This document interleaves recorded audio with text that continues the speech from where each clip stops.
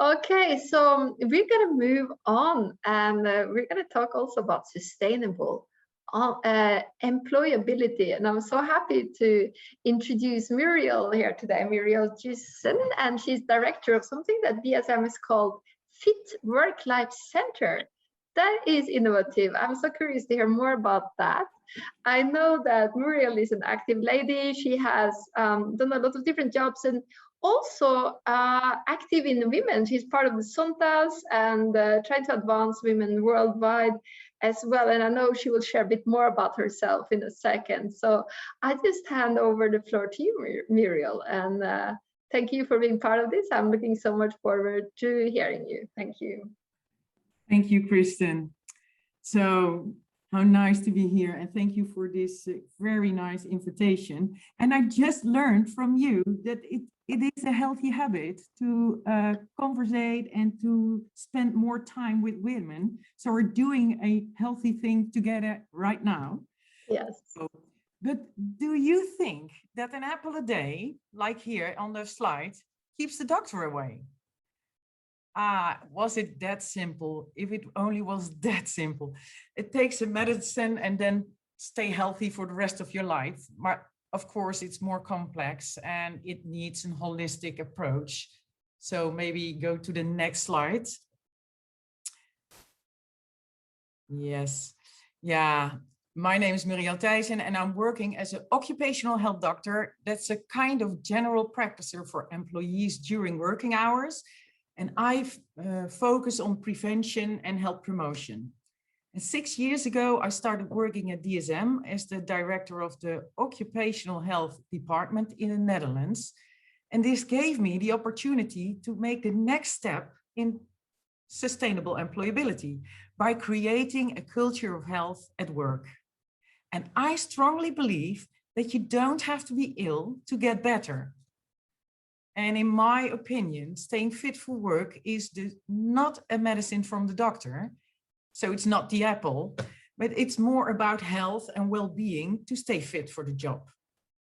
So go to the next slide. Yeah. So why health and well-being? And so why is this so important? And how is DSM coping with health and well-being in the company?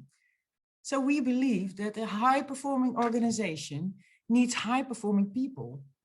And I use always this model of Ripple and Pelton to explain. At the left, you see the sinkers. These are employees who run the marathon on their toes. The bucket is almost full, and they have a high risk of dysfunctioning and absenteeism. And in the middle, you see the floaters. They are in the survival mode. They're in the comfort zone, and they do not perform optimal. And at the right, you see the swimmers, and they are resilient, and they are energetic and focused and creative and high performing. And the numbers on this slide are from the DSM in the Netherlands from our survey in 2019. So as you can see in the middle, 47% is not optimal employable. And in stressful times, for instance, during a reorganization or in COVID times, a floater can easily become a sinker. And of course, we support and take care of this group of sinkers with all our care. And that is one of our responsibilities of DSM Fit. But it works also the other way around. A floater can easily become a swimmer with the right focus and the right attention. So, but the most progress we can achieve in the floater group. And this is, of course, the biggest group you see, but I see two risk groups in this group. First, the employees who do not develop their skills and don't keep up with the outside world. This leads eventually to burnout. And the second group, the highly engaged employees, working more and more and harder does not always lead to better performance. And they do not take enough recuperation or have no boundaries. And this also leads to burnout. And personal energy management is important for them, important for everybody. And yeah, and let's not forget about the swimmers, of course. The swimmers, that is the high-performing group of people. And how do you take care of inspired people? They also need our attention. And how to ensure that everybody can be themselves. Give them enough space and room to swim. So go to the next slide. Yeah. How do we do this? Of how do we achieve this progress? So we believe that the balance, you see the circle in the middle with the slide with the blue, orange, and green. We think that the balance between vitality, the orange part, the mental and physical health, and the motivation, the green part, ambitions and work-life balance, and productivity, the blue part, skills and talent. This balance is the base for your optimal employability. And this balance can vary during your career. And it all starts with awareness. So every employee should ask themselves some questions. So I have some questions for you now, and we can talk about the answers in the breakout room later on. But are you resilient enough to cope with all the challenges and all the changes? And is your current situation still in line with your ambitions? And how is your energy level? Do you know your resources and your demands at home and at work?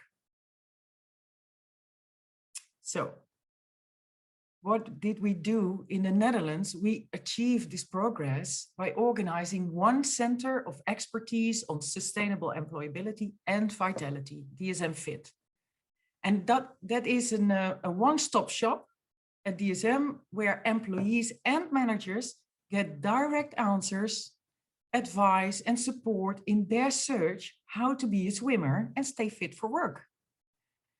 And yeah, in that way, we aim that the employee add value to themselves so that they can add value to the company and to their customers, of course.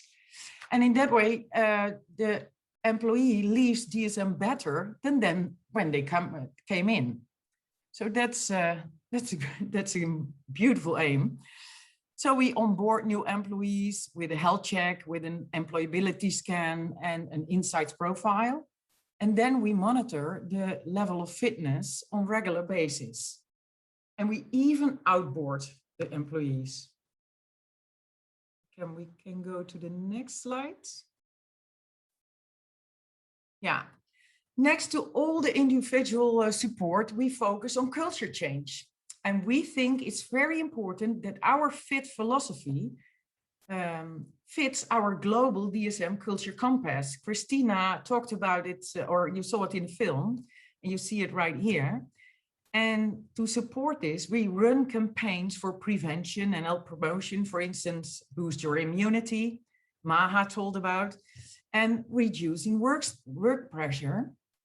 And we also started the big projects on sustainable employability in the Netherlands in co-creation with the employees, with ownership, top down and bottom up. And finally, I think that the role and the behavior of the manager is key for culture change. Walk the talk, of course. The attitude of a manager has a huge impact on the attitude of the employee. And the conversation between the employee and the manager is crucial. On one hand, the employee has the courage to make choices and discuss these openly. And on the other hand, the manager must create a trusted environment and has sincere attention for the employees. But a common pitfall we learned that is, we always, if you train only the managers to improve these dialogues, it doesn't work. It starts with the preparation of the employee itself. We learned the better the preparation of the employee, the better the quality of the dialogue. So the next slide. Next slide, yeah. Now, there's of course a thin line between what people experience as patronizing and as good employership. And the DSM Fit philosophy is spreading like wildfire in the company over the past years. And what a nice surprise for us. Employees came forward to help us with their talents. They wanted to help others to be successful. Today, we have a large group of volunteers in the Netherlands trained as sustainable employability coaches who use their talent to help other colleagues to become better. So colleagues helping colleagues. This is a triple win. A win for the volunteer, who is more involved, a win for the colleague who is helped, and a win for the company, more committed people. So the next slide, please. Yeah. And how about us, working women? Business culture is not always in line with the needs of all employees. Last decades, it was mostly based on the male characteristics. And looking at my own personal experience, I was taking my biggest and most successful steps in my professional career at the age of after 45. Although the traditional management development programs focus on the age of 30 or 40. And if you like it or not, there are physical and medical differences between the genders. And next to the important life stages like pregnancy and menopause, who influence our employability of women. So if we want to perform at a high level and go for sustainable results, we must create an environment which allows women to take control over their own health, their career, and employability. And this is different for working men as for working women. And luckily, there are more and more dedicated attention for specific needs for us, for working women. For instance, bird leave for men is becoming standard in lots of companies. And DSM Fit is working on a women's health check. And in my team, we have already a Care for Women counselor for support. And of course, during the post-COVID, more room for flexibility and work-life balance and hybrid working, of course. But yeah, we're not in the ideal world here, and there's still a lot of work to be done. Are we working women? Are we aware of this? And do we know our needs? Do we know what we want? And do we have the courage to start a dialogue about this subject? And do we have an open and trusted atmosphere to support this? Now, you know, my dream is that sustainable employability and health becomes common sense and that it stays on every management agenda, not only during the COVID times, of course. And we have now a unique opportunity to change the culture now. So concluding, Fit for Work is not a medicine from a doctor, and it does not take an apple to keep me away. And let me finish with my wish for you all. Do stay fit for work. And Maha had a beautiful sentence there. Your health is your wealth. So you can stay and perform optimal while working, and that you have enough energy left for your private life now and in the future. I want to thank you for your attention, and maybe there are some questions for me. I love how you said you don't have to be ill to get better. Wasn't that cool? And also thank you for mentioning also women's career trajectory, which isn't the same as the traditional male one. And the age and everything is possible now. It doesn't need to be at 35. As you said, you took on major role after 45. And this can happen much later in life also. So I think this is an area that we will just see more of in companies now.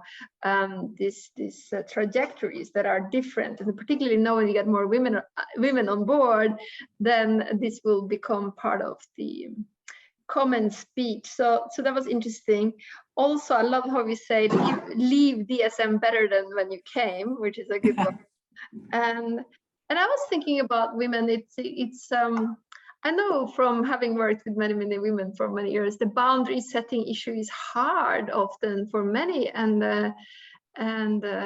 so there is a lot of things in the realm of psychomedical, I'm sure, on how to learn to set these boundaries and not please. Yeah. That often is the cultural norms in many cultures and how women have been brought up all over the world. So it is a very, very interesting area, and I thank you for taking this on. And very welcome.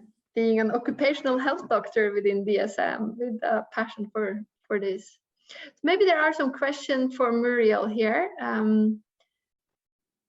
Yes, I see that's all the swimmers. There are various comments here.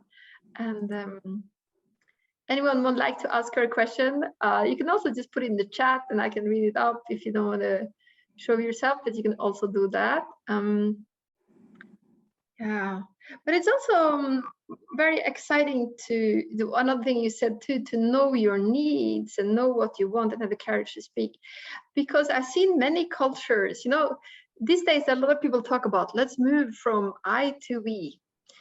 And then I said, well, I know women from Japan to Northern Norway that have actually almost a harder time with the I than the we, because it's so much brought up, especially a generation maybe above us, who are so brought up to first the other and then yourself. And it is this mix, of course, and it is changing a lot. And this is a part I think we also need to change, so we have both the I and the we. But my need, what I need, is also important. And I notice some don't even know how to formulate it, and it can help to look in your body. How do you feel in your stomach right now, or what you are? If you are scared, well, maybe you need safety, or you know, and it doesn't come in a verbal way. So maybe you can elaborate a little bit about that, Muriel, your experience on women. Yeah. I think that cultural differences are big. So I see people in my consultations as a doctor from different cultures, and that differs. But the essence is always the same. That the quality of the dialogue with the doctor or with your manager or with a colleague is the essence for what you want to achieve, and it takes some courage, and it takes trust, and that's something we can learn, and that's also the culture. And I think as a company you have to work on that, and of course it takes courage to talk about your medical situation. No, not the medical, but your health situation. Yeah. What do you need? And maybe with other women in the company you talk about it, so that's very good. But yeah, sometimes you need to go higher up or broader. Yes, yes. And we have to help each other. So what I do in my consultations with people, with the thinkers, so people who are sick for a moment, then I always have my medical talk, and then at the end always ask that manager in. So we are having coaching on the job, and we talk with each other and not about each other. So we have a tripartite. Ending every counseling of the doctor is a tripartite with the manager, and that's helping a lot. Wonderful. I'm so glad to hear that, because I saw some statistics the other day on women's burnout going also quite high up, so and up and up. So it's a crucial area if we are to and what's also important about this subject, when one has had problems like burnout or overstrained or other problems, and they had absenteeism for 2 or 3 months. Yes, it's so important that you give the appropriate guidance, of course. But when someone is working again, you have to have a sort of extra consult when people are working for 3 months after they're working. So you check okay, how it's going. Now you're not ill, but you're working in the other in your own environment. Are you coping with all the changes? Are you coping with the new situation? And that's good too. And then we also ask the manager within the tripartite, so they can talk. How does it go? How's the evaluation of this situation now? Yeah. Yes, and that is really amazing, because you said also the changes, because changes, we live in this world of incredible change, not only now because of the COVID we have had, but technological changes, AI, there's a lot, and a more accelerated news. You get so much in your face all the time, and so I think we need really good tools also going forward, tools that are not these technical tools necessarily, but the tools that you are talking about, how to have courageous conversations about this, how to express our needs, how to learn how to breathe, how to, many of these extra tools. And this I see people mention here in the chat also, what are some of the strategies to establish a trust to change the culture and not ending up with a niche like that is a women's issue, and that's a big one. Yeah. Oh, this is Kristin, but this is one of the most difficult parts of what we're doing here. And that's why we always have to involve the men too. We're people working. And I see the group of working women as one of the special groups who needs attention, like groups in the company. There are young people in the company, men and women, but they're young. So there are a special group too. They're frequent travelers. Special group too. So women are one special group. And so, but we have to zoom in to the needs of those, because corporate culture is not good enough for everybody. It's not one size fits all. So maybe we should change corporate culture here in a way. Yes, I think, talking on behalf of women, or wishes to have a world that has more balance between women and men, but also what we can say with the feminine and masculine within us, the more receptive and the more, structural.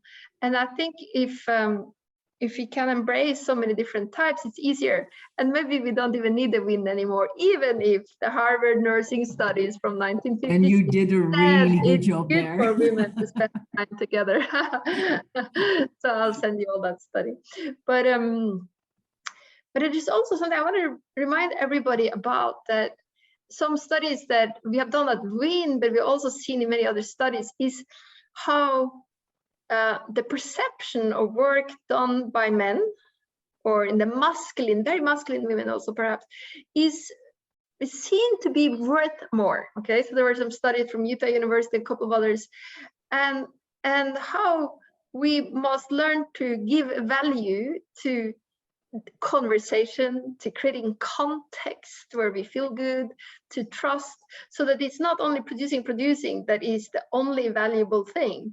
So maybe one day as a manager, you're spending your time listening to your staff and you wonder, God, I didn't do anything today, but you did something because you were there for them, perhaps, and how we must learn to give that also a value, because when we feel valuable, we also feel better. And this, I think, has been a very, very problematic situation for many women, even from being at home and not feeling valued as a house woman, or out in the workplace sometimes in things. So one of the things I think we need to just catch ourselves is to always, when we hear or work with women, give it value more than maybe you consciously do, because women as men have all grown up in the same cultures. In many cultures are very patriarchal, not all. So yes, wonderful. Thank you, Muriel. It was so great to listen to you. And I know we're going to go into the groups. And you mentioned a question in the beginning, Muriel. Can you repeat that question? Yeah, I will repeat them because they're so nice. I think everybody should ask them there regularly in the career. So, are you resilient enough to cope with all the changes? Yeah. And the next one is so important too. Is your current situation in line with your ambitions? So your current working situation, is in line with your ambitions? Is your current situation? Yeah. And last one, I think very important, also very important. How is your energy level? Do you know your resources and do you know your demands at home and at work?